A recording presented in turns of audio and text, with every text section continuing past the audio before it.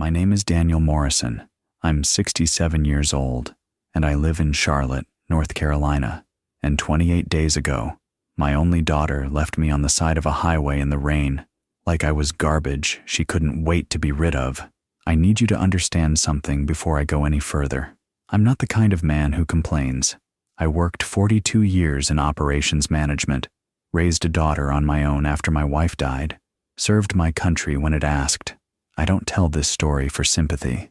I tell it because what happened next changed everything, and because I think some of you out there might understand what it feels like when the people you sacrificed everything for decide you don't matter anymore. If you're watching this, do me a favor. Drop your city and state in the comments. Let me know you're out there. Hit that like button so this story reaches other men who might need to hear it. And subscribe, because what happens in the next 10 minutes of my life, well, you won't believe it until I show you. It was a Tuesday morning, early November. Jennifer called me at 7:30, asking if I could help her move some supplies from her apartment to her corporate office downtown. New marketing materials, she said, boxes of printed folders, promotional items. Her husband Mark was traveling for work, and she needed an extra pair of hands. Of course I said yes. That's what fathers do. I picked her up at 9. She climbed into my truck, a 2015 Ford F-150, nothing fancy but reliable, and immediately pulled out her phone, barely said hello. I asked about her week, about Mark, about whether they were still planning to visit for Thanksgiving. She gave me short answers, distracted, thumbs moving across the screen. We loaded the boxes. Took about 20 minutes. Then we headed toward downtown on I-85, morning traffic starting to build. The sky was already turning gray, storm clouds rolling in from the west. That's when her phone rang. Work call. She answered it on speaker. Some conversation about a client presentation, budget revisions, strategic messaging. I stayed quiet, eyes on the road. But then the person on the other end asked her something about family values in their marketing approach. And Jennifer said, I remember the exact words, "Oh, my generation doesn't really care about that outdated stuff. We need to focus on what actually matters now." I didn't think much of it. But when she hung up, I mentioned, casual as anything, that family values weren't really outdated, that they were kind of the foundation of everything. Her jaw tightened. Dad, you don't understand modern business. I shrugged, said I understood people, that what worked in 1985 still worked now, because people don't fundamentally change. That's when she snapped. This is exactly why I don't bring you around my colleagues. You're embarrassing. You have these backward opinions about everything, and you don't even realize how you sound. The rain started then, heavy drops smacking the windshield. I turned on the wipers and kept my voice steady. Jennifer, I was just making conversation. No, Dad, you were being condescending, like you always are, like you know better than everyone else just because you're older. I could feel my chest tightening, but I kept calm. I never said that. You didn't have to. It's in every word you say, every look. You think my whole generation is soft and stupid. I don't think that. Yes, you do. She was shouting now, and I still don't know exactly what I said that made her lose control completely. But suddenly, she was screaming at me, actually screaming, that I was useless, that I embarrassed her, that she was tired of pretending I had anything valuable to contribute to her life. Then she swerved onto the shoulder, slammed the brakes. Cars blew past us, 70 miles an hour. Spray flying. Get out. I stared at her. Jennifer, get out. She reached across me, shoved my door open, and physically pushed me. I stumbled out onto the gravel shoulder, rain soaking through my jacket instantly. Before I could even process what was happening, she threw my jacket after me, slammed the door, and accelerated back into traffic. I stood there watching her taillights disappear into the storm, and I realized my phone was still in the cup holder. My wallet was in the glove box. I had nothing.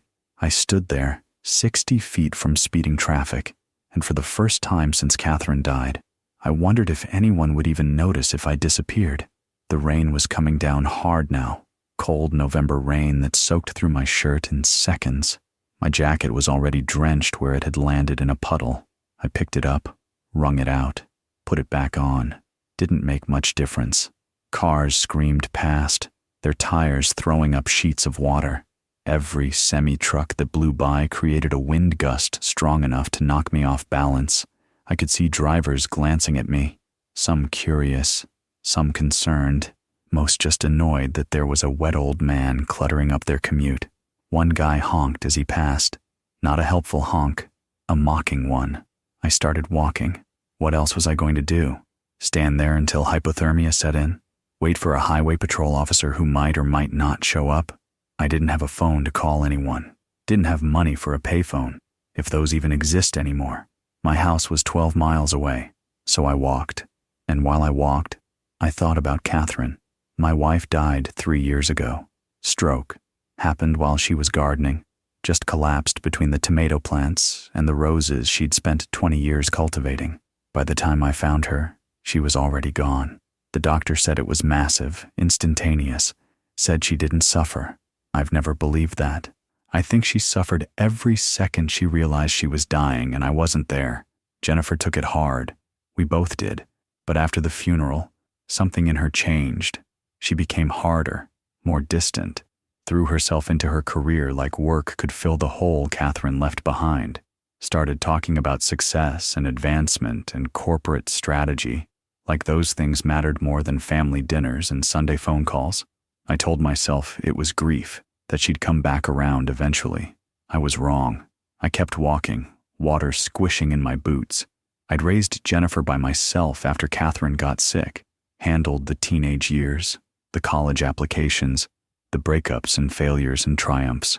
I paid for her undergraduate degree at UNC, paid for her MBA, walked her down the aisle at her wedding 3 years ago, 2 months after Catherine died, and she left me on a highway, like I was nothing. A truck roared past, close enough that the wind nearly knocked me into the guardrail. I grabbed the metal to steady myself and felt the rust rough under my palm. The rain was so heavy, I could barely see 20 feet ahead. I'd survived worse, I reminded myself. I'd survived worse in Baghdad, in sandstorms that choked you blind, in 120-degree heat that made you feel like your blood was boiling. But this felt different. This wasn't enemy fire. This was my daughter deciding I wasn't worth basic human decency. I kept walking for what felt like forever, though it was probably only 10 or 12 minutes. My legs ached. My chest ached worse. Then I heard a car slowing behind me. Not just any car, a limousine. The last time I saw Vincent Hartley, we were both covered in sand and blood, and he was telling me I'd just saved his entire platoon. The black Mercedes S-Class pulled up beside me, smooth and silent despite the storm. The kind of vehicle you see at weddings and funerals, not on highway shoulders in the rain. The tinted rear window lowered, and I caught a glimpse of cream leather interior and polished wood trim. Then I saw the face, silver hair, sharp eyes, a jawline that looked like it was carved from stone. He was older, we both were, but I recognized him instantly.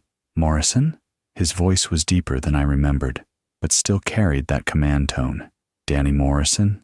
I stopped walking, stared at him through the rain. Vincent? He broke into a grin, the kind that transforms a face entirely. Jesus Christ, it is you. What the hell are you doing out here? I didn't have an answer. My brain was still catching up to the fact that Vincent Hartley, Captain Vincent Hartley, 3rd Battalion, 7th Infantry Regiment, was sitting in a limousine on I-85 in Charlotte, North Carolina, 34 years after I'd last seen him in the desert. Get in, he said. Not a question, an order, the same way he used to give them. I'm soaked. I don't give a damn. Get in the car, Morrison. I opened the door and climbed inside. The warmth hit me immediately. Dry heat that felt like heaven after the cold rain. The interior was immaculate. Cream leather seats, dark wood paneling, a small bar built into the side panel. Classical music played softly from hidden speakers. Vincent was wearing a tailored charcoal suit that probably cost more than my truck. His shoes were polished to a mirror shine. A briefcase sat on the seat beside him, monogrammed leather. He grabbed a towel from somewhere, apparently limousines come equipped for wet passengers, and handed it to me. "You look like hell, Danny." I laughed despite myself, dried my face, my hair. "You look like you bought a bank." "Close. Manufacturing. Hartley Global. We make precision components for aerospace and automotive industries." He said it matter-of-factly, the way you'd mention owning a hardware store. "Got 2,800 employees across 6 states now. Headquarters in Atlanta, but we're expanding. Just finished a meeting about our new Charlotte facility." I stared at him. The last time I'd seen Vincent, he was a 26-year-old captain covered in dust, his uniform torn, blood running down his face from shrapnel cuts. "You've done well," I said quietly. "I'm alive," he corrected. "Because of you." The memory hit me sharp and clear. February 1991, a mortar barrage outside Kuwait City. The bunker collapsing, flames and smoke and screaming. Vincent was trapped under a support beam with 3 other soldiers. Me pulling them out one by one while explosions tore the ground apart around us. "That was a long time ago," I said. "Not to me." His expression was serious now, intense. "Not to the men you saved that day. Not to the families those men went home to." He looked at me closer, studying my soaked clothes, my face. "Now tell me, Danny, what the hell were you doing walking on I-85 in a storm?" I opened my mouth to answer, and found I couldn't say the words. I faced enemy fire, held my wife's hand as she died, but I couldn't find the words to tell an old friend that my daughter thought I was worthless. Vincent waited. He didn't push, didn't prod, just sat there with that same patience he'd had in the desert, the kind of patience that made men trust him with their lives. Finally, he said, "You don't have to tell me if you don't want to." But then he started talking, filling the silence, and I realized he was giving me time to gather myself. "You know what I remember most about that day?" he said. "It's not the mortars, not the smoke. It's your face. You looked at me, at all of us, and you just said, 'I've got you.' Like it was the simplest thing in the world. Like there was no question you were going to pull us out of there, even if it killed you." He leaned back in his seat, looking out the window at the rain. "That moment changed my entire life philosophy, Danny. Loyalty. Real loyalty. The kind where you risk everything for people who can't help themselves. That's what I built my company on. That's how I treat my employees. That's why Hartley Global has a 93% retention rate in an industry where people jump ship every 2 years." He turned back to me. "So when I saw you walking on that highway, I knew something was seriously wrong. Because the Danny Morrison I know wouldn't be out there unless something broke. Something big." I dried my hands on the towel. I looked down at them. Old man's hands now, scarred and weathered. "My daughter," I said finally, voice barely above a whisper. "She kicked me out of the car, told me I was useless, embarrassing. Then she drove away." The silence that followed was thick and heavy. When I looked up, Vincent's face had gone completely still. His jaw was clenched so tight I could see the muscle working. "Your daughter," he repeated slowly, "left you on a highway, in the rain." "Yes, the daughter you raised, the daughter you—" He stopped himself, took a breath. "How old is she?" 34. Vincent's expression shifted into something I recognized from the war. Controlled fury, the kind that doesn't explode outward, but burns cold and precise. "Where does she work?" I told him. "Some mid-sized marketing firm downtown. Jennifer was their senior brand strategist, a position she never stopped reminding people about." Vincent pulled out his phone, typed something quickly, then put it away. "Danny," he said quietly, "I'm going to ask you something, and I want you to think carefully before you answer." I waited. "Do you want me to fix this?"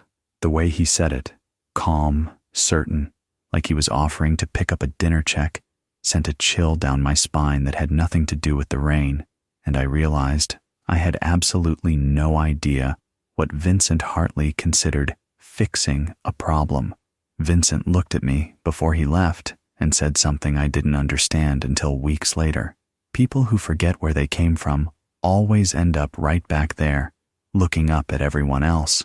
The limousine moved through Charlotte like it owned the roads, smooth and silent. Vincent had his driver take the long way, avoiding the highway, giving me time to warm up and dry off. We didn't talk much at first. I sat there in my wet clothes on his expensive leather seats, feeling like I was tracking mud through a museum. Where to? Vincent asked. I gave him my address. Garden apartment complex off North Tryon, near the university area. Nothing fancy. 1 bedroom, small kitchen, a living room that overlooked the parking lot. It was what I could afford on my pension after Catherine died and the medical bills came due. Vincent nodded and relayed the address to his driver. Then he turned to me, and his voice went quiet. Danny, I've spent 30 years building something that matters, and you know what I learned? The people who make it to the top and forget the ones who helped them get there. They always fall. Maybe not today, maybe not next month, but eventually, they face their own moment of reckoning. The universe has a way of balancing the scales. I didn't know what to say, so I just nodded. Your daughter, he continued carefully, made a choice today. She chose to treat you like you were disposable. That tells me everything I need to know about who she's become. She's not a bad person, I said, though I'm not sure why I was defending her. She's just focused, ambitious. Ambition without loyalty is just selfishness with a business card. We pulled up to my building 20 minutes later. Vincent insisted on walking me to my door despite my protests. His driver held an umbrella for both of us as we crossed the parking lot, and I felt absurd. A soaked, retired man being escorted by a CEO in a $1,000 suit. At my door, Vincent handed me his personal business card, heavy stock paper, embossed letters. Call me for anything, Danny. I mean that. You need money, transportation, a job, a place to stay, anything. You saved my life. I won't forget that.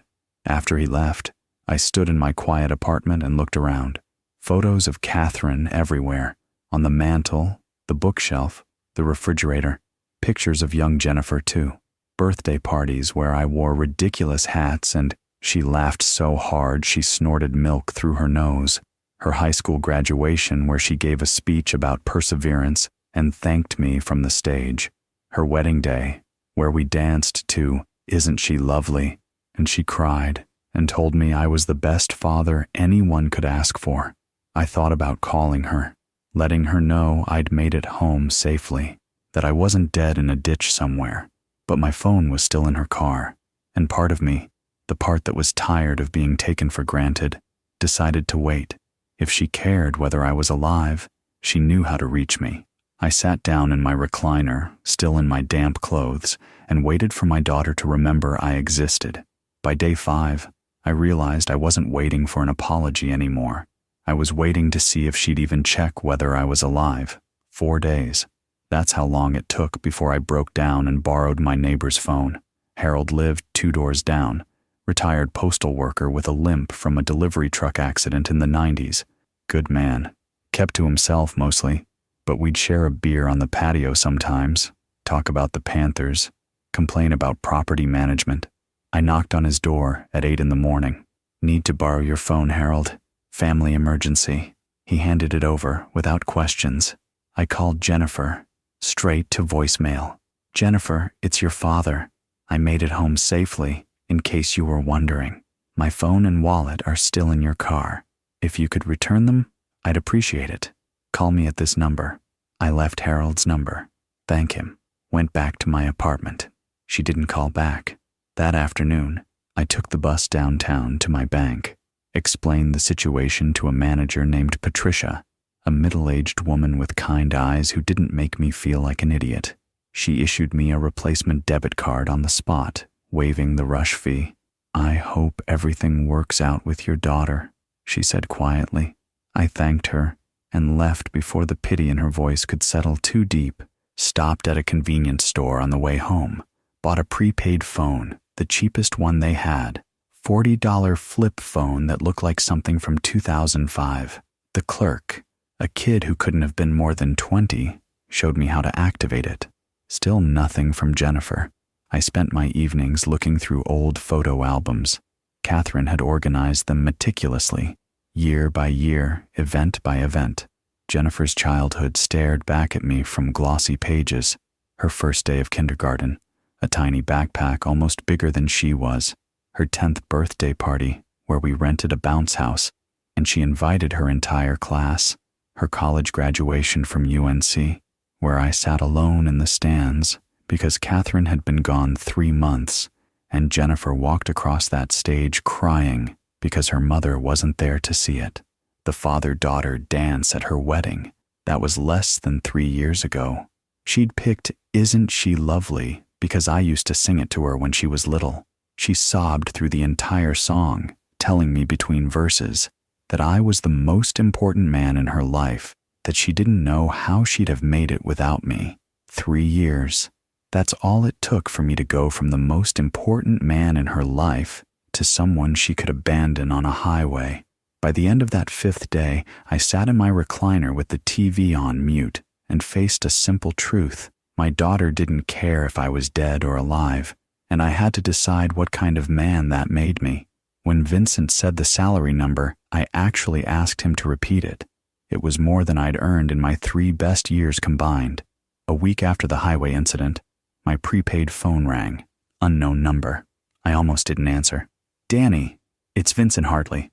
I'd texted him my new number 3 days earlier, with a short message explaining the phone situation. I hadn't expected to hear from him again. Men like Vincent were busy. They had companies to run, meetings to attend. They didn't have time for washed-up retirees. Vincent, how are you? The better question is, how are you? Have you heard from your daughter? No. The silence that followed was heavy. I'm taking you to lunch tomorrow, he said. Not an invitation. A statement. The Ivy's Hotel downtown. 1 o'clock. I'll send a car. Vincent, you don't have to.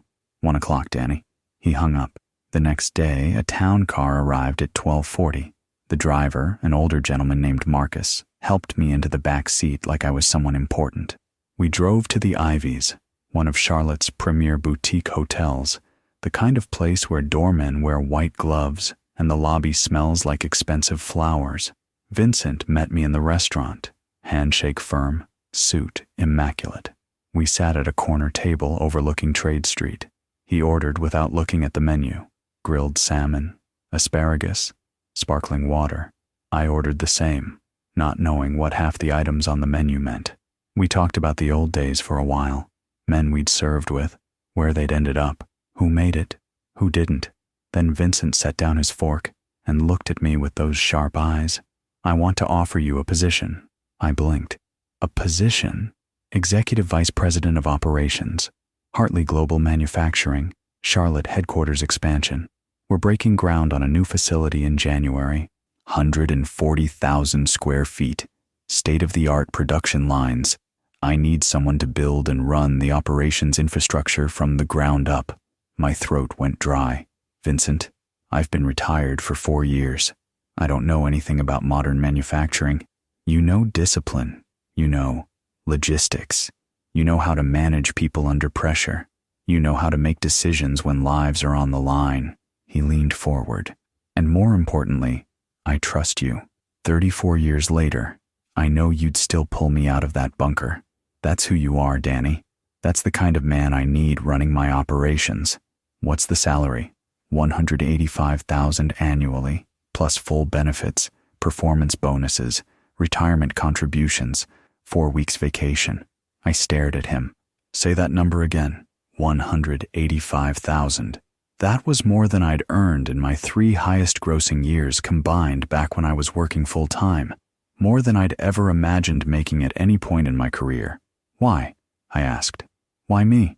You could hire someone younger, sharper, more, because I know exactly who you are when everything goes to hell. Vincent interrupted. I've seen it. Most people, you hire them based on a resume and hope they'll perform under pressure. With you, Danny, I know. There's no guessing, no risk. He extended his hand across the table. So, what do you say? I looked at his hand, thought about my quiet apartment, my pension that barely covered expenses, my daughter who'd thrown me away like trash. Then I thought about something else. I thought about whether I was finished living. Let me think about it, I said. I looked at that suit hanging in my closet and realized I'd spent 4 years believing I was finished. Maybe I'd just been waiting to start again. I took 3 days to think about Vincent's offer. 67 years old, 4 years retired. Most of my professional contacts had moved on or retired themselves. I didn't know the latest software systems.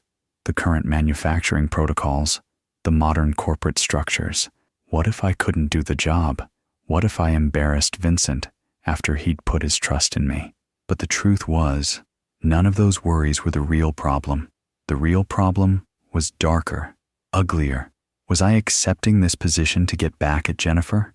I sat with that question for 2 full days, examined it from every angle. Because if revenge was my motivation, if I was taking this job to prove something to a daughter who'd abandoned me, then I was no better than the bitterness I felt. That wasn't who I wanted to be. On the 3rd day, I called Vincent. "I'm in," I said, "but not because of what happened with my daughter. I'm in because the work sounds meaningful, because you're offering me a chance to be useful again, because I respect what you're building, and I think I can help you build it better." There was a pause on the line. "I wouldn't have offered it if I thought you'd do it for the wrong reasons," Vincent said quietly. "When can you start? When do you need me?" "Monday. Come by the temporary offices, 10 a.m. We'll do orientation, get your paperwork started, and introduce you to the team." After we hung up, I drove to Belk at North Lake Mall. I hadn't bought a suit in 8 years. The sales associate, a young man named Marcus, helped me pick out something appropriate. Charcoal gray, modern cut, nothing flashy. A few dress shirts, 2 ties, new shoes. The total made me wince. But I had Vincent's signing bonus coming, and for the first time in years, I could afford to invest in myself. That night, I hung the suit in my closet and stood there looking at it in the dim light from the hallway. The fabric was crisp, unwrinkled, full of potential. I caught my reflection in the bedroom mirror, saw something I hadn't seen in years. Not a washed-up retiree whose daughter thought he was worthless, not a widower waiting to die, just a man, still standing, still capable. I thought about calling Jennifer, telling her about the job. Part of me wanted to see her reaction, wanted to prove I wasn't the embarrassing burden she'd made me out to be. But I didn't. This wasn't about her anymore. This was about me remembering who I'd been before grief and loneliness convinced me I was finished. I turned off the light and went to bed. Monday morning, I'd start again, and my daughter would have no idea her father's life had just changed completely. When that kid Ethan stopped calling me Mr. Morrison and started calling me Dan, I knew I'd earned something money can't buy, respect from someone who assumed I was obsolete. Monday morning, I drove to Hartley Global Manufacturing's temporary Charlotte offices in the South End district. They'd taken over 3 floors of a renovated industrial building, exposed brick walls, polished concrete floors, massive windows overlooking the light rail tracks. Modern, professional, intimidating. Vincent met me in the lobby at 9:50, walked me through security, and led me to a conference room where the core team was waiting. 12 people, project managers, engineers, a financial controller, supply chain specialists, and one young man in his late 20s, arms crossed, expression skeptical. "Everyone," Vincent said, "this is Daniel Morrison, Executive Vice President of Operations. Danny, this is the team that's going to help you build something extraordinary." The young man, Ethan Chen, Operations Coordinator, spoke first. "No offense, Mr. Morrison, but what exactly qualifies you for this position?" Vincent's jaw tightened, but I raised a hand. "Fair question. I'm 67 years old, been retired 4 years, haven't worked in modern manufacturing since the early 2000s. I looked directly at Ethan. "So, if you're wondering why Vincent hired a relic like me, you're not alone. I wondered the same thing." That got a few uncomfortable laughs, but I've run operations logistics for military supply chains under combat conditions. I've managed teams of 200. I've built infrastructure from scratch in environments where one mistake meant people died. I paused. "I don't know your software systems or your current protocols, but I know people. I know processes, and I know how to identify problems before they become disasters." Ethan's expression didn't change, but he uncrossed his arms. Vincent pulled up the architectural plans for the new headquarters on the screen. 140,000 square foot facility, 3 production buildings, administrative offices, warehouse space. I studied it for maybe 90 seconds. "Your loading docks are on the wrong side," I said. The room went quiet. "Excuse me?" That was Susan Brennan, the financial controller, a sharp woman in her 50s with gray hair and precise reading glasses. "Your loading docks. They're positioned on the east side of the main production building, which means your incoming materials have to travel through 2 separate structures before reaching primary assembly. You're adding 300 feet of internal transport and 2 choke points where materials handling will create bottlenecks during peak production." I pointed at the screen. "Move the docks to the north side. Create direct access to the main floor. You'll cut materials handling time by 40% and reduce labor costs by at least 2 positions per shift." The head engineer, a guy named Marcus Trent, pulled out his tablet and started calculating. 30 seconds later, he looked up. "He's right. We'd save approximately 18,000 square feet of unnecessary transit space and eliminate 1 entire forklift route." Susan wrote something in her notebook. Ethan was staring at me now, really looking at me for the first time. "What else?" Vincent asked, and I could hear the smile in his voice. I spent the next 3 hours walking them through the plans, found 6 more inefficiencies, asked questions about supply chain integration that revealed gaps nobody had considered. By noon, the team was taking notes. By 2 o'clock, they were asking my opinion on decisions they'd been debating for weeks. At 4:30, Ethan approached my temporary desk. "Hey Dan, got a minute? I want to run something past you about the inventory management system." Dan, not Mr. Morrison. I'd earned it. I learned something at 67 that I wish I'd known at 40. Your worth doesn't come from people who share your blood. It comes from people who recognize your backbone. 3.5 weeks passed like water finding its level. I fell into a rhythm I hadn't experienced since Catherine was alive. Up at 5:30, coffee and review of architectural updates. In the office by 7:30. Mornings were spent in planning meetings, reviewing contractor bids, working with engineers on production floor layouts. Afternoons, I drove to the construction site in South Park, still mostly dirt and concrete foundations, but growing. Evenings, I'd meet with Ethan at a coffee shop near his apartment, teaching him operations strategy the way Vincent had once taught me leadership, how to anticipate bottlenecks 3 steps ahead, how to read people well enough to know when they're overwhelmed before they admit it, how to make hard decisions without second-guessing yourself into paralysis. The kid was sharp, reminded me of myself at that age, hungry to prove himself, afraid he'd never measure up. "You're going to be fine," I told him one Thursday night. "You already know more than you think you do. You just need to trust yourself." He looked at me over his laptop. "Is that what you tell yourself?" Smart kid. Vincent started bringing me to client meetings, high-stakes negotiations with aerospace companies, automotive suppliers, logistics firms. At first, I felt like a fraud sitting in rooms with executives wearing watches that cost more than my truck. But Vincent would look at me when someone asked a technical question, and I'd answer. And slowly, I found my footing. I was good at this. I'd forgotten, but I was good at it. Sometimes I thought about Jennifer, usually late at night, sitting in my quiet apartment with a beer and the TV on mute. I wondered if she'd found my wallet and phone in her car yet. I wondered if she ever thought about me at all. Still no contact. 5 weeks now. The pain had dulled from sharp and immediate to something more like old scar tissue.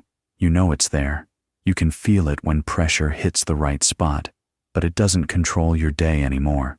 Or so I told myself. Vincent never mentioned her, never asked if I'd heard from her, but sometimes I'd catch him watching me with an expression I couldn't quite read, thoughtful, calculating, like he was working through a complex problem in his head. I didn't know then that the collision was coming, didn't know that everything I'd built over those 3.5 weeks, the respect, the purpose, the sense of being useful again, was about to intersect with the daughter who'd thrown me away. I just knew I was happy. Maybe not completely, maybe not without that hollow space where family should be, but happy enough to get out of bed every morning with somewhere to be, something to build, people who valued what I brought to the table. At 67, that felt like enough. When Vincent called me one of the finest leaders I've ever known in front of 2,800 employees, I had to look down. Not from shame this time, but because I couldn't let them see a 67-year-old man's eyes water. Thursday afternoon, week 4, Vincent called a company-wide virtual meeting for 3 o'clock. Unusual timing that immediately signaled something important. Normal company meetings happened Monday mornings or Friday afternoons, not midweek in the middle of the workday. He asked me to be physically present at the main Atlanta office for it. I flew down that morning, the first time I'd been on a plane in 3 years. At 3 o'clock sharp, we stood in the main conference room, camera pointed at both of us, screens showing hundreds of faces from offices across 6 states. Vincent didn't waste time with the preamble. I'm announcing today that Hartley Global Manufacturing is making our largest expansion in company history. We're investing $75 million in a new headquarters campus in Charlotte, North Carolina. State-of-the-art facilities spanning 3 buildings and 140,000 square feet. This expansion will create 450 jobs over the next 3 years and position us for the next generation of growth. He paused. Let that sink in. To lead this expansion, I've brought in someone I trust with my life, literally. Daniel Morrison served as a logistics officer in Desert Storm, where his actions under fire saved the lives of multiple soldiers, including mine. He brings 42 years of operations expertise, unshakable integrity, and the kind of leadership you can't teach in business school. Vincent turned to me. Danny, I've known a lot of capable people in my career, but I've only known a handful I'd follow into hell. You're one of them. Ladies and gentlemen, your new Executive Vice President of Operations for the Charlotte expansion, Daniel Morrison. The faces on the screens started clapping, people I'd never met, applauding. I had to look down at my hands because my eyes were burning and my throat was tight. After the meeting, Vincent's PR team issued a press release. By 5 o'clock, the Charlotte Business Journal had picked it up. Manufacturing giant brings headquarters to Charlotte. Names veteran to executive role. They used a photo from the meeting. Me and Vincent standing side by side, both in suits, shaking hands. I looked professional, competent, nothing like the soaked man who'd been standing on a highway shoulder 4 weeks earlier. Vincent forwarded me the article link. Good photo, he wrote. You look like someone who knows what he's doing. I read the article twice, saw my name in print describing accomplishments and responsibilities that mattered, saw quotes from Vincent about integrity and leadership and trustworthiness. I didn't think about who might see it, didn't think about professional contacts or former colleagues or family members scrolling through LinkedIn. I just felt, for the first time in years, like I was more than Catherine's widower or Jennifer's embarrassing father. I was Daniel Morrison, and that was enough. Jennifer would tell me later, many months later when we finally talked, that seeing my face in that photo felt like the ground had opened up beneath her feet, just like that highway shoulder. Jennifer Morrison, 34 years old, senior project coordinator at TechCore Solutions, was eating lunch at the Panera on South Boulevard when her phone buzzed with a LinkedIn notification. Marcus Chen, one of her professional contacts, operations manager at a logistics firm, had shared an article. Hartley Global Manufacturing names new executive VP. She almost scrolled past it. Almost. Then she saw the photo. Her father, Daniel Morrison, standing beside Vincent Hartley, CEO of Hartley Global Manufacturing, both men in expensive suits, shaking hands, looking like they'd known each other for years. Her coffee went cold in her hand. She read the article 3 times, fingers shaking slightly. Executive Vice President of Operations. $75 million expansion, 450 jobs, Desert Storm veteran, saved multiple lives under fire, including the CEO's. Her father was a veteran? She'd known he served, but she'd never asked for details, never cared enough to ask. She opened Google with trembling fingers, searched Hartley Global Manufacturing Charlotte, more articles, business profiles, stock reports. Hartley Global was massive. 2,800 employees, $500 million in annual revenue, contracts with major aerospace and automotive companies. Then she remembered something that made her blood run cold.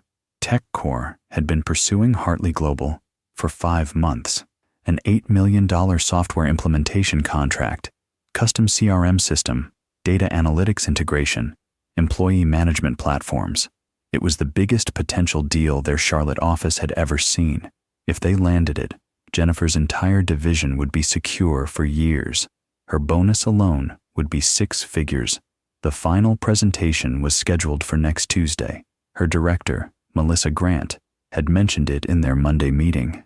The new executive VP will be sitting in on the pitch. Vincent Hartley wants his operations lead to evaluate our proposal from a technical perspective. Jennifer's hands were shaking now. Her father, the man she'd left on a highway in the rain, the man whose wallet and phone had been sitting in a box in her closet for 5 weeks because she'd been too angry and embarrassed to return them, was going to be in that meeting. He was going to see her pitch a contract to a company where he was now a senior executive. 5 weeks. She hadn't called him in 5 weeks, hadn't checked if he was okay, hadn't apologized, hadn't even returned his things. And now he was Vincent Hartley's most trusted executive. She picked up her phone and stared at his contact information for a long time. But she didn't call. Not yet. First, she had to figure out how to survive Tuesday. When our eyes met across that conference table, I saw something I'd never seen in my daughter's face before. Genuine fear. Tuesday morning, 9:30. The Tech Core Solutions presentation team arrived at our temporary offices in 3 cars, 6 people total. I watched them from my office window as they unloaded laptops and presentation materials, checking their appearance in car windows, straightening ties and smoothing jackets. Jennifer was among them. Navy blue suit, hair pulled back professionally, carrying a leather portfolio I'd given her for her 30th birthday. I'd known she'd be there. Vincent had forwarded me the attendee list 3 days earlier, his way of giving me time to prepare. I'd considered asking to be excused from the meeting, decided against it. This was my job. I'd earned this position. I wasn't going to hide from my own daughter. The team assembled in conference room B. Vincent, Susan, Marcus Trent, the head engineer, and 2 project managers from our side. The 6 Tech Core people arranged themselves on the opposite side of the table, Jennifer positioned as their technical lead. I entered last, walked through the door behind Vincent and Susan, and watched Jennifer's face drain of every drop of color. Her hand, reaching for her presentation tablet, froze mid-air. For 3 long seconds, we looked at each other across 12 feet of polished conference table. Neither of us spoke. Vincent, reading the tension immediately, stepped smoothly into the silence. "Good morning, everyone. Thank you for coming. I'm Vincent Hartley, CEO. This is Susan Brennan, our CFO, and Daniel Morrison, Executive Vice President of Operations for our Charlotte expansion." He gestured to each of us in turn. "Daniel will be evaluating your technical proposal from an implementation and operations perspective." I nodded to the room. "Good morning, everyone." Took my seat beside Vincent. Jennifer fumbled her tablet, dropped it on the table with a clatter that made everyone look at her. Her director, Melissa Grant, according to the name placard, glanced at her with a slight frown. The presentation began. Their lead salesman, a smooth-talking guy named Ryan, walked through Tech Core's company background, their previous successful implementations, and their methodology. Standard sales pitch, professional but unremarkable. Then Jennifer stood to present the technical specifications. She started strong enough, described their proposed CRM system architecture, data migration protocols, integration timelines. Her voice was steady for maybe 2 minutes. Then I asked my first question. "Your implementation timeline shows data migration occurring during week 3. What's your contingency if legacy data cleaning takes longer than expected? And how does that cascade affect your go-live date?" Basic question. Any competent technical lead should handle it easily. Jennifer's mouth opened, closed. It opened again. We have built-in buffer periods for data validation that would..." She lost her train of thought completely. Melissa Grant jumped in, answering the question with the kind of smooth confidence that suggested she was used to covering for team members. But she looked at Jennifer with concern now, wondering what was wrong with her normally composed technical lead. I asked 4 more questions over the next 40 minutes. standard operational queries about quality assurance measures, user acceptance testing protocols, post-implementation support structures. Nothing aggressive, nothing designed to embarrass her. Jennifer stumbled through every answer. Her hands shook when she advanced slides.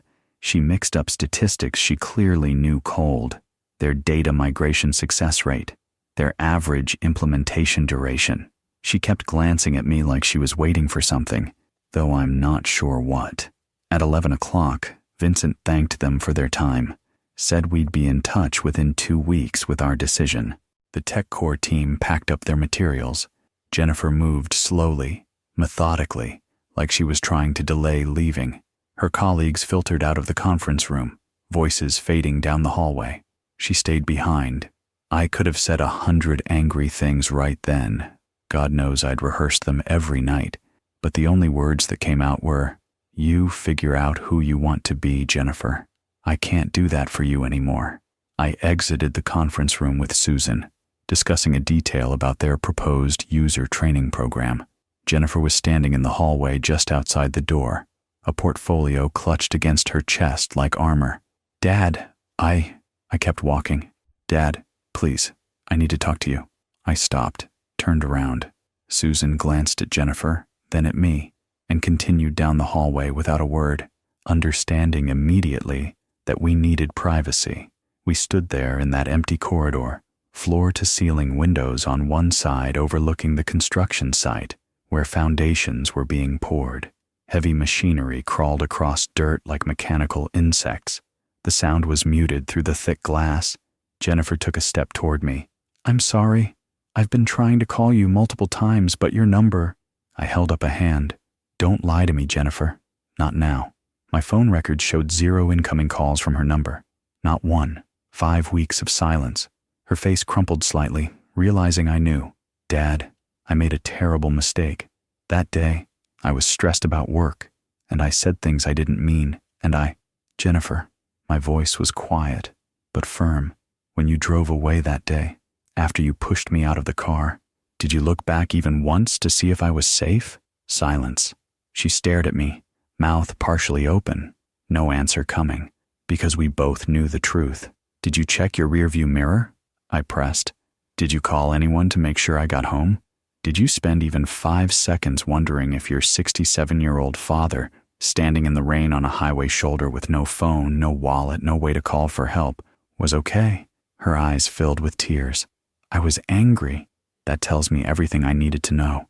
I turned to walk away. "Dad, wait, please." Her voice broke. "What am I supposed to do now?" I stopped, but didn't turn around immediately. Stood there looking at those construction site windows, at the massive cranes lifting steel beams into place, at the foundation of something new being built from nothing. Then I turned back to face her. "You figure out who you want to be, Jennifer. You figure out what kind of person leaves their father on a highway and doesn't look back. You figure out if that's really you, or if that was just the ugliest version of yourself that you let take control." I paused. "I can't do that work for you anymore. I did that for 18 years. Raised you, taught you right from wrong. But you're 34 years old now. This is on you. I don't know how." Then you learn, the same way everyone else learns. Through consequences. Through sitting with what you've done, and deciding if you can live with it. Her mascara was running now, black streaks down her carefully made-up face. "I love you," I said quietly. "I'll always love you. But I don't have to accept being treated like garbage by someone I love. Not anymore." I walked away down that corridor, past Susan's office, into the men's room where I locked myself in a stall and stood there shaking for 5 full minutes. Because confronting your child, even when they've wronged you, still feels like tearing your own heart out with your bare hands. Vincent looked at me across that table and said, "The hardest part of being a father isn't protecting them from pain. It's letting them experience the consequences that teach what we couldn't."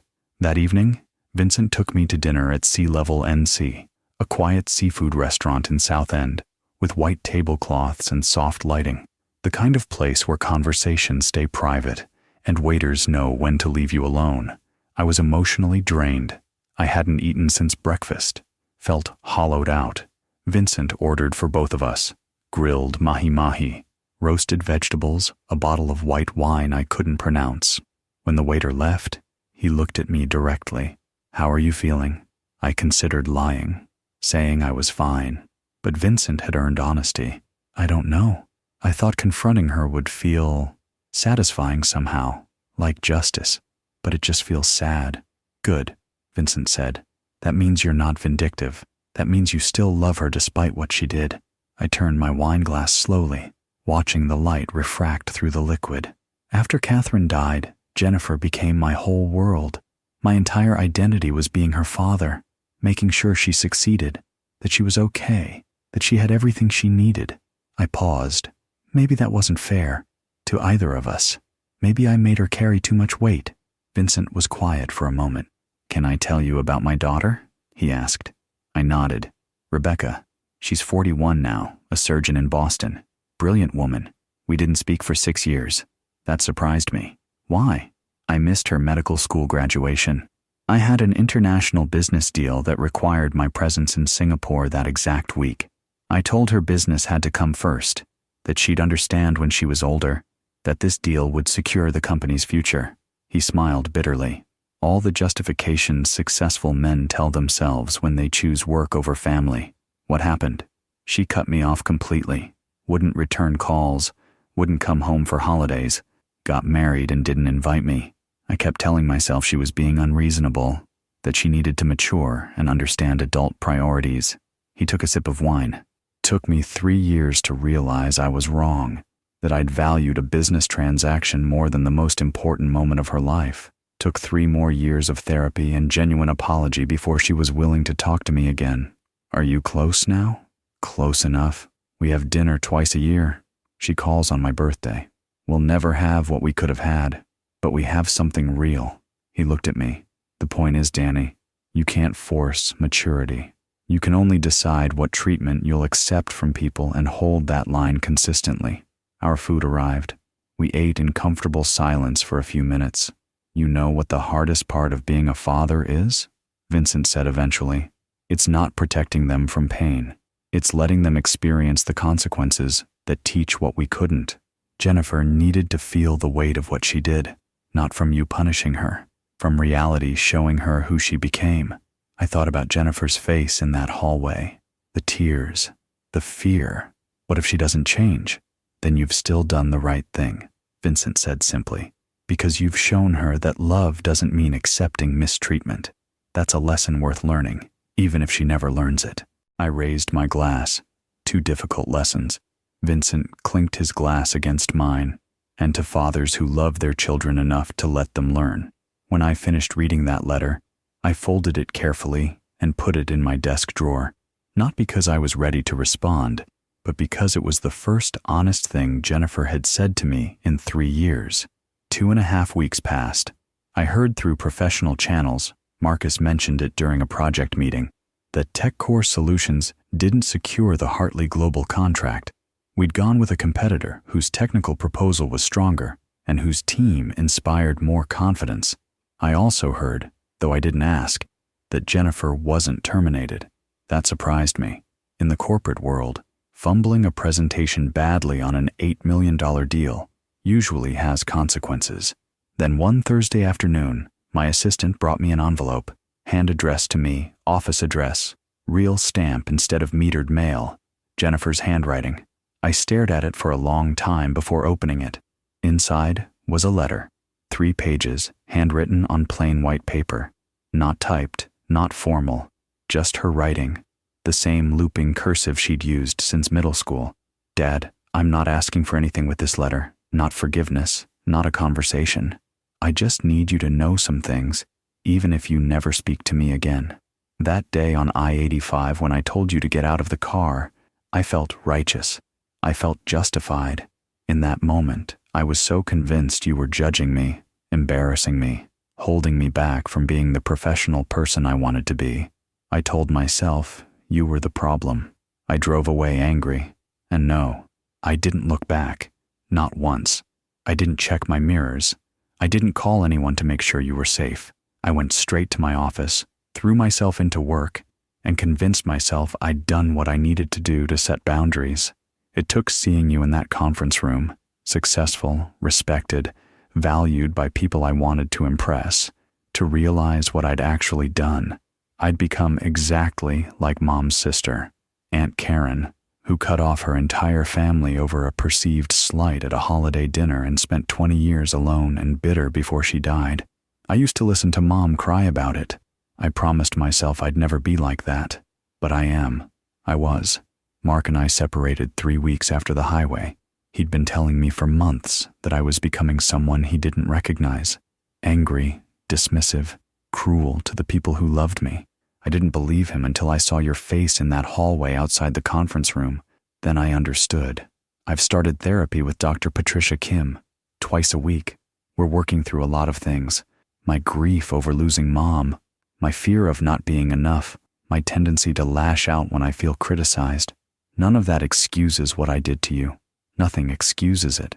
I saw who I really was that day in the hallway. Someone who could leave their father on a highway and sleep fine that night. Someone who prioritized her ego over basic human decency. I'm working to be different. You deserve to know that, even if you never want to see me again. I love you. I'm sorry. Those words don't fix anything, but they're true. Jennifer. I read it twice. Then I folded it carefully and put it in my desk drawer, not because I was ready to forgive her, not because I knew what came next, but because it was real. It was honest. It was the first genuine accountability I'd seen from her in 3 years, and maybe, just maybe, that was enough to leave the door open, not wide open, just unlocked. She'd have to do the work of opening it herself. Someone at that community college talk asked if I regretted the last 4 years of my life, and I realized something. I didn't, because every difficult thing I went through made this moment possible. 3 months after that highway incident, my life looked nothing like it had before. The headquarters construction in South End was ahead of schedule. The steel framework rose against the Charlotte skyline like a skeleton finding its shape. I spent mornings walking the site with a hard hat and clipboard, afternoons in planning meetings, evenings reviewing contractor bids and equipment specifications. I'd promoted Ethan to assistant director of operations. The kid earned it. He'd stopped second-guessing himself and started trusting his instincts, which were usually right. I'd also brought in 2 other veterans for facility management positions, Carlos Mendez, former Army logistics specialist, and James Butler, retired Marine Corps maintenance chief. Vincent approved both hires immediately when he saw their backgrounds. We didn't talk about why hiring veterans mattered to us. We just did it. In August, the Charlotte Observer ran a profile about veterans in executive leadership, interviewed me, Vincent, and 3 other former military executives in the region.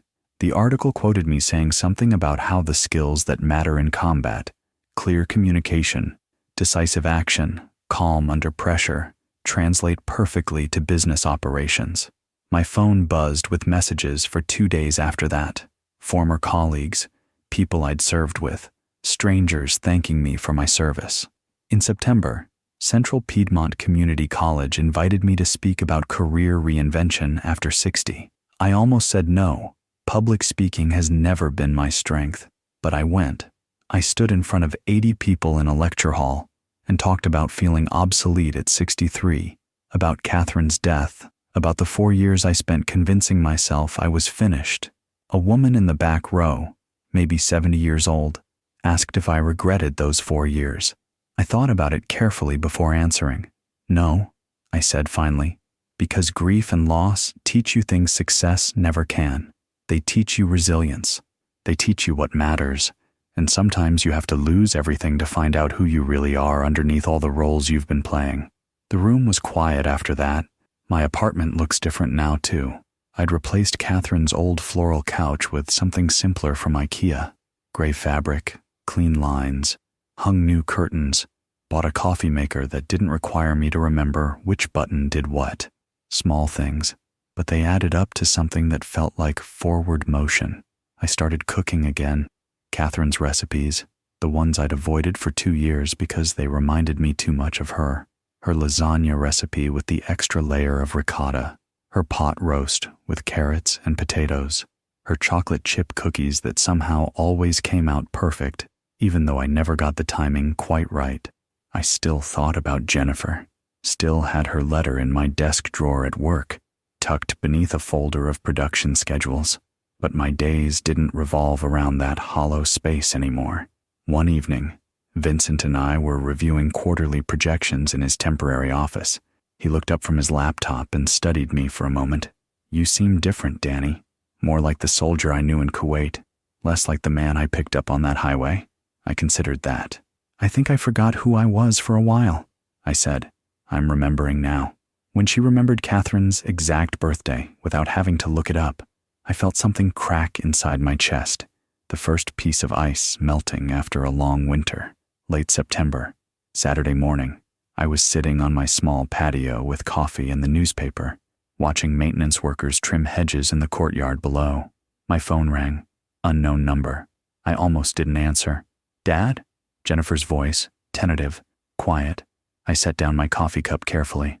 "Jennifer, She paused, took a breath. "I'm calling because tomorrow is Mom's birthday, September 23rd. I thought you might want to visit Evergreen Cemetery together. If you'd rather not, I understand completely. But I wanted to ask." I sat there holding the phone, completely unprepared for this. September 23rd, Catherine's birthday. I'd been dreading it for weeks, knowing I'd have to face that grave alone on what would have been her 70th birthday. I'd planned to go early Sunday morning, before the cemetery got crowded with weekend visitors, so nobody would see an old man crying beside a headstone. Jennifer remembered the exact date. Didn't have to look it up or check a calendar. "What time?" I asked. 10 in the morning? If that works for you, I'll be there." "Okay, thank you." Another pause. "I'll see you tomorrow." She hung up before I could say anything else. I sat there on that patio for another hour, coffee going cold, newspaper unread. She'd remembered Catherine's birthday. After everything, after the highway, after the confrontation in my office building, after months of silence, she'd remembered her mother's birthday and thought to reach out, not through the conflict between us, around it, through shared grief instead. I tried to read the paper but couldn't focus. Tried watching a Panthers game on TV but turned it off after the first quarter. I spent the afternoon cleaning my apartment, even though it didn't need cleaning, just to have something to do with my hands. That night, I barely slept, lay in bed staring at the ceiling, wondering what to expect. Would Jennifer try to apologize again? Would she ask for forgiveness I wasn't sure I was ready to give? Would we stand there in awkward silence, grief amplifying the distance between us? Or would it be something else entirely? At 3 a.m, I got up and pulled out the photo album from my closet, found pictures of Catherine I'd taken over the years, her in the garden, dirt on her knees, holding a tomato like a trophy, her at Jennifer's high school graduation, crying happy tears, her last birthday, 70 days before she died, smiling at the cake I'd made that collapsed in the middle but tasted fine. I missed her. God, I missed her. Catherine would have known what to do about Jennifer. She'd have known whether to forgive quickly or hold firm, whether to reach out or wait. She'd have known the right words to say, the right balance between love and boundaries. But Catherine wasn't here, so tomorrow, at her grave, Jennifer and I would have to figure it out ourselves. I finally fell asleep around 4:30, alarm set for 7, knowing I'd be exhausted, but unable to rest until I saw what Sunday morning would bring. Standing at Catherine's grave, I understood something I'd been too hurt to see. Jennifer hadn't just lost her mother that day. She'd lost the person who taught her how to love without conditions. I arrived at Evergreen Cemetery at 9:45, 15 minutes early. The morning was cool, autumn finally settling into Charlotte after a brutal summer. Leaves on the oak trees were just starting to turn, edges touched with yellow and red. Catherine's grave was in Section C, beneath a dogwood tree she'd picked out herself 3 months before she died. She'd been practical about death in a way that had terrified me at the time. "I want somewhere with shade," she'd said, "and where you can sit comfortably when you visit." The granite headstone was simple. Catherine Ann Morrison, 1955-2022, beloved wife and mother. I stood there looking at it, hands in my jacket pockets, and wondered what she'd think of everything that had happened since. At exactly 10 o'clock, I heard a car pull up on the access road behind me. Jennifer got out of a silver Honda Accord, different car than the one she'd been driving that day on I-85. She was wearing jeans and a dark blue sweater, her hair down, no makeup that I could see. She looked younger, tired. She was holding flowers, purple dahlias, not roses, not generic supermarket arrangements. Catherine's favorite flower. We stood there for a moment, 20 feet apart, neither of us quite sure how to close that distance. Then Jennifer walked forward slowly and placed the dahlias at the base of the headstone, arranging them carefully against the granite. "Hi, Mom," she said quietly. I moved to stand beside her, not too close, but beside her. We stood in silence for several minutes. A breeze moved through the dogwood branches above us. Somewhere in the distance, I could hear a lawnmower and birds, and the faint hum of traffic on Providence Road. "I've been coming every other week," Jennifer said finally, "for the past 2 months, just sitting here, talking to her, trying to understand why I got so angry after the funeral, why I pushed everyone away, why I became someone I don't recognize. I didn't respond, just listened. I felt abandoned when she died," Jennifer continued, voice shaking slightly. "Like my anchor disappeared, like everything safe in the world just vanished, and I was floating in open water with nothing to hold on to. And I took that rage out on the people closest to me, especially you, because you reminded me most of what I'd lost." She turned to look at me. "I know that doesn't excuse what I did. Nothing excuses it. But I wanted you to know that I understand it now. I've been working to understand it." "I felt the same," I said quietly. "After she died, like my purpose disappeared, like I didn't know who I was supposed to be if I wasn't her husband anymore." Jennifer's eyes filled with tears, and then we were both crying, standing at Catherine's grave, crying together for the first time since her funeral 3 years ago. Not about the highway, not about what Jennifer had done, or what I'd said in that hallway outside the conference room, just about loss, about the hole Catherine left behind that neither of us knew how to fill. After a while, Jennifer wiped her eyes with her sleeve. "Would you maybe want to get breakfast sometime?" she asked carefully. "No pressure, just breakfast, if you're open to it." I looked at the dahlias against the headstone, at Catherine's name carved in granite, at my daughter's face, vulnerable and uncertain. "Okay," I said. "Breakfast. Slow." That one word carried more weight than any apology could have, because it meant we both understood what we'd broken. We met the following Saturday at Amelie's French Bakery in Noda, 11 in the morning, late enough to avoid the weekend brunch rush. It was awkward at first. We ordered coffee and pastries. She got a croissant, I got a pain au chocolat, and sat at a corner table by the window. We talked about safe things, her new position at TechCore, transferred to a different department after the Hartley situation, my construction timeline for the headquarters, the weather. Nobody mentioned I-85, but near the end, Jennifer set down her coffee and looked at me directly. "My therapist asked me who I want my father to be in my life," I told her. "Someone I respect and learn from, not someone I feel obligated to tolerate." I nodded slowly. "I'm willing to try rebuilding, Jennifer, but it has to be slow, really slow. I understand. I've been talking for months, maybe years. I don't know yet." "That's fair," she said quietly. "That's more than fair." We left together, stood awkwardly in the parking lot for a moment. Then Jennifer stepped forward and hugged me. Brief, tentative, the first physical contact in 4 months. I hugged her back. When I drove home, I felt something I hadn't felt in a long time. Cautious hope. A year ago, I was standing in the rain on I-85 thinking my life was over. It turned out it was just finally beginning again.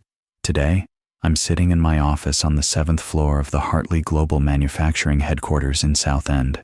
The building we broke ground on a year ago is fully operational now. 520 people working across operations, manufacturing, and administrative roles. The production floors hum with activities 6 days a week. The parking lot fills up by 7:30 every morning. Vincent promoted me 3 months ago, Senior Executive Vice President. I now oversee not just Charlotte, but 3 regional facilities: Charlotte, Greenville, and our new expansion in Raleigh. The promotion came with a salary increase I still can't quite believe, and responsibilities that keep me working 50-hour weeks at an age when most men are playing golf and watching grandchildren. I've never been happier. Jennifer and I have lunch once a month, usually at Midwood Smokehouse, or sometimes at that French bakery in Noda, where we had our first breakfast after the cemetery. We're not deeply close, probably never will be, not like we were before Catherine died, but we're respectful, occasionally warm. She asks my perspective on career decisions now, actually listen when I speak. She got engaged 4 months ago to a man named Michael Chen, a software engineer she met through friends. She brought him to a 4th of July gathering Vincent hosted at his house, introduced us, seemed genuinely nervous about whether I'd approve. Michael's a good man, polite, intelligent, clearly devoted to her. I shook his hand and told him to take care of her. "I will, sir," he said, and I believed him. Jennifer never directly apologized for the highway, never said the specific words, "I'm sorry I left you there in the rain." Part of me used to wait for that apology, rehearse how I'd respond when it came, but I've made peace that I may never hear it. What matters more? She respects me now. She values my presence in her life. She brought her fiancé to meet me. She texts me articles she thinks I'd find interesting. We visited Catherine's grave together on the actual anniversary of her death, November 14th, and stood there in silence together for 20 minutes before getting coffee. That's enough. It has to be. I've also started seeing someone. Laura Fleming, 63, retired high school principal. We met at a veterans networking event in August. Her brother served in Vietnam, and she volunteers with a nonprofit that helps former military transition to civilian careers. We've been on maybe a dozen dates. Nothing serious yet, but it's nice. She makes me laugh. Doesn't try to replace Catherine or pretend the past didn't happen. Just enjoys my company and expects me to enjoy hers. We're taking it slow, seeing where it goes. Life isn't perfect, isn't fully healed. There are still nights I lie awake thinking about that moment on the highway, wondering if Jennifer truly understands the depth of what she did. There are still moments I miss Catherine so intensely it physically hurts. But my life is full now, meaningful.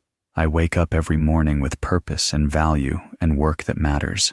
A year ago, standing in that rain, watching my daughter's taillights disappear, I thought I'd reached the end of everything that made me who I was. I was wrong. I was just finally ready to become who I was always meant to be. If there's one thing I want you to remember from everything I've shared, it's this: people who can't see your worth are revealing theirs, not yours. This year taught me lessons I wish I'd learned 30 years ago. First, your value doesn't require validation from the people you love most. It exists, independently. I spent years believing my worth as a father was measured by Jennifer's approval, by whether she needed me or valued my presence.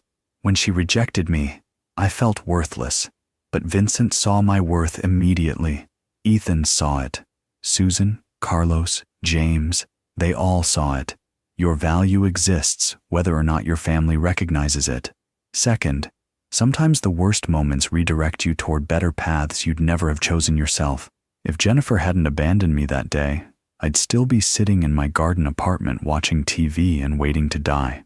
I'd never have reconnected with Vincent, never taken this position, never discovered I still had decades of meaningful work ahead of me. The worst day of my life opened the door to the best year. Third, holding on to anger damages you more than the person who wronged you. For weeks after that highway incident, I fantasized about Jennifer discovering what she'd done, about her facing consequences, about her feeling the pain she'd caused me. But that anger was eating me alive. When I let it go, not forgave, just released it, I could finally breathe again. Anger is a prison you build for yourself. Fourth, family relationships require two people genuinely trying. One person's effort alone can't sustain them. I spent years trying to maintain our relationship after Catherine died while Jennifer pulled away. That's not a relationship. That's one person dragging dead weight. Real connection requires mutual investment. If you're the only one trying, you're not in a relationship. You're in denial. Fifth, it's never too late to rebuild your life with purpose and meaning. I was 67, 4 years retired, convinced my productive years were behind me. I was wrong. Age is just a number if you're still willing to learn, grow, and contribute. Don't write yourself off just because society has decided you're past your expiration date. If you're watching this and you've been discarded, dismissed, or undervalued by family members, listen to me. Your story isn't over. You have intrinsic worth that exists, whether anyone acknowledges it or not. Keep walking forward. Keep building. Keep believing you matter, because you absolutely do. The people who can't see it are revealing their limitations, not yours. Catherine used to tell me that during difficult times. She was right then. She's right now, wherever she is. Before you go, and thank you for staying this long with me, I want you to do one favor. Look in the mirror tonight and see someone worth respecting, even if the people closest to you forgot. I know this story might seem unlikely. The limousine showing up at the exact right moment, Vincent being the person inside, the job offer, the confrontation, the way everything lined up. I get it. If someone told me this story, I might wonder if they were embellishing. But every word is true. Sometimes life has a strange symmetry that you couldn't write as fiction. Sometimes the universe puts people in your path exactly when you need them most. I don't know if that's fate or coincidence or divine intervention. I just know it happened. Now I want to hear from you. Have you experienced something similar? Have you been underestimated or dismissed by family members who should have valued you? Have you rebuilt your life after losing everything you thought defined you? Share your story in the comments below. Knowing you're not alone in this experience matters deeply, not just to you, but to everyone else reading through these comments looking for connection and understanding. Drop your city and state too. I'm reading every single comment, and I want to know where you're watching from. Let's build a community of people who understand what it means to be undervalued and how to reclaim your dignity.